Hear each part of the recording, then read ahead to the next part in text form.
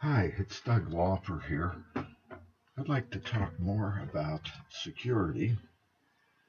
One of the things I mentioned in my last video was to keep your virus definitions updated and also to be sure to have an antivirus and malware software program on your computer, and that you also may want to use a firewall. Let me discuss this in Windows 10 with you.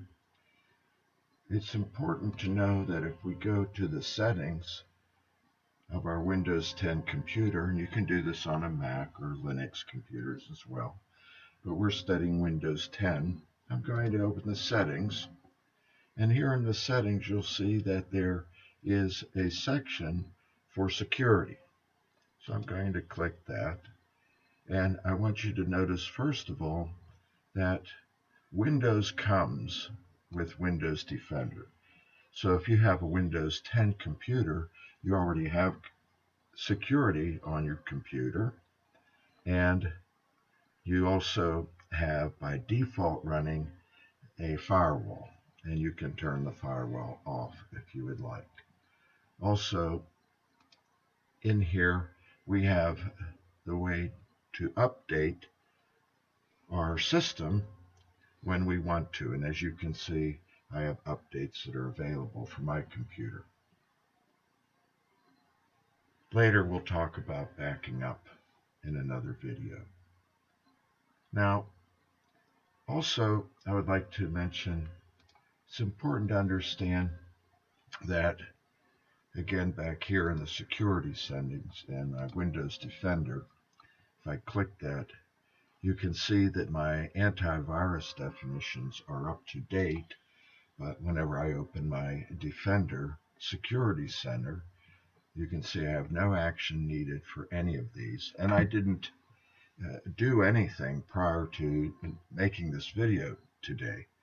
These are the settings that I have initiated with my system, and I can always change these settings, but I have the system to update the antivirus definitions on a routine basis, and also to scan my computer, because that's just another detail that I have to take care of that I don't need to if I don't want to. I can do it automatically, and you can too. Now, the next thing I'd like to mention here is that in our little essay last time, or the outline of our essay, I was discussing how that we need to safely operate IT machines. And by this, I mean we should have a proper posture. The posture would be to keep your back erect, have a comfortable chair, and also notice I have screen height and positioning. The screen height, we should never be looking up at the screen for an extended long period of time. We should be looking at it or down, slightly down. There are many illustrations of this on the internet that you can search and find.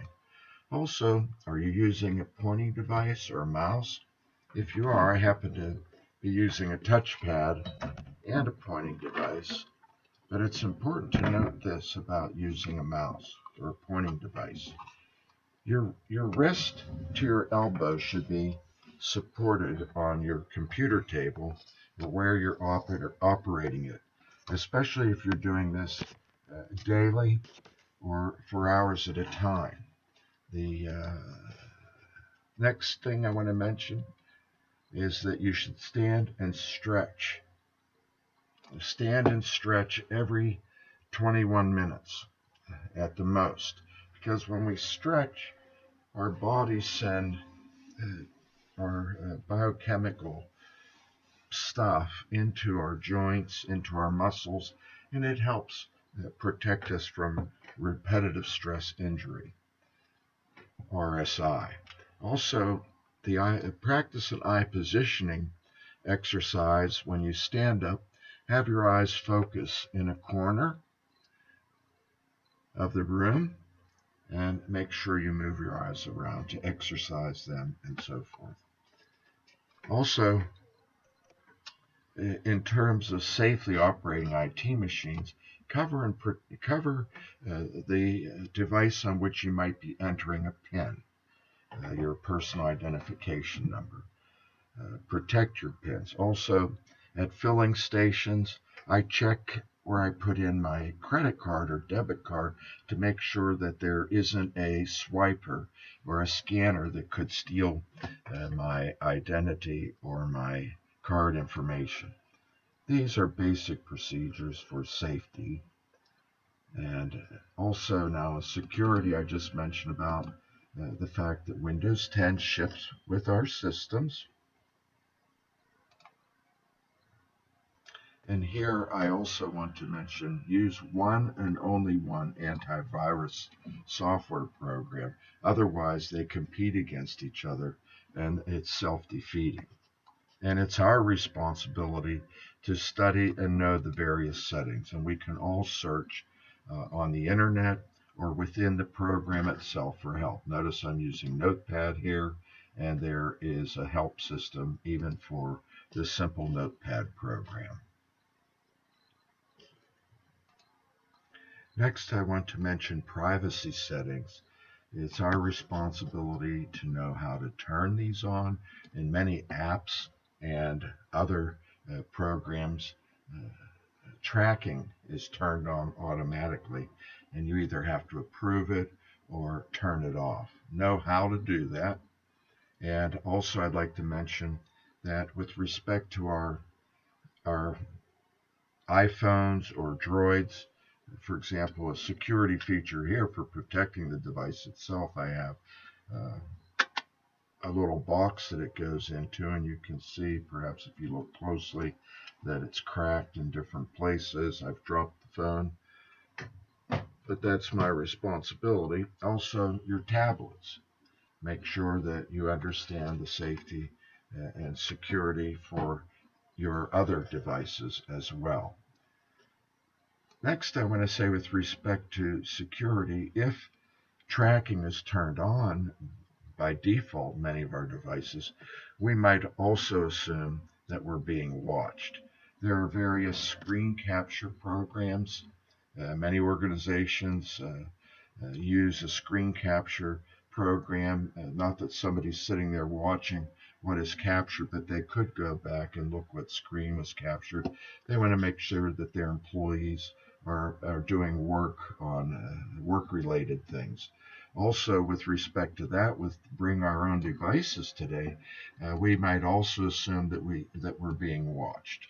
And again, this is just common sense in terms of being an ethical user. We want to treat systems and others in the virtual world as we would like to be treated. And with respect to our privacy at work and professionally, we need to conduct ourselves professionally, and then we don't really need to worry as much about that.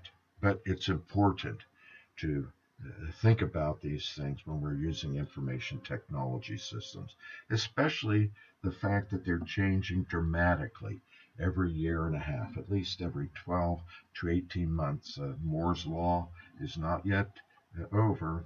That means that the microprocessor doubles in power every 18 months. And these days, sometimes it's tripling, and even more soon when we think and talk about quantum computing. All right, you have yourself a great day, and be sure to ask me any questions. I'm always available for questions.